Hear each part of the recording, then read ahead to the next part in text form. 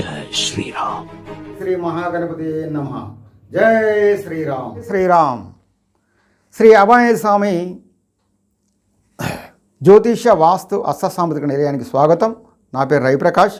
ఈరోజు అష్టసాముద్రికంలో టాపిక్ ఏమిటంటే మంచి భార్య లేదా భర్త రావాలంటే ఎటువంటి చిహ్నాలు, ఎటువంటి రేఖలు ఉండాలో చూద్దాం.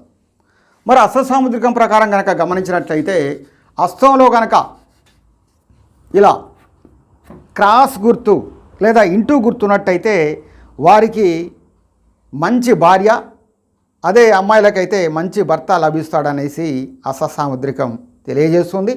కాకపోతే ఇది స్వతంత్రంగా ఉండాలండి. ఈ రేఖలపై ఎటువంటి పుట్టుమచ్చలు కానీ బ్యాడ్ సింబల్స్ కానీ ఉండరాదు. ఉదాహరణకి ఇలా గ్రిల్ ఉందనుకోండి, చూడండి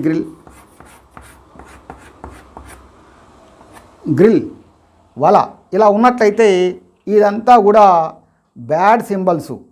ఇది తప్పకుండా ఈ మొత్తాన్ని కూడా నాశనం చేస్తుందనడంలో సందేహం లేదు. అంతేకాకుండా కారాగారము, జైలు శిక్ష లాంటివి కూడా అనుభవించాల్సి వస్తుంది.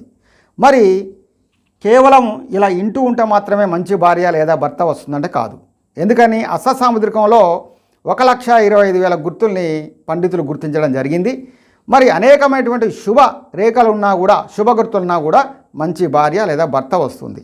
మరి దీనికి మీరు తప్పకుండా మంచి భార్య లేదా భర్త కోసం ఎదురు చూస్తున్నారా? తప్పకుండా మీకు ఒక మంచి అష్టసాముద్రికవేత్త అవసరం.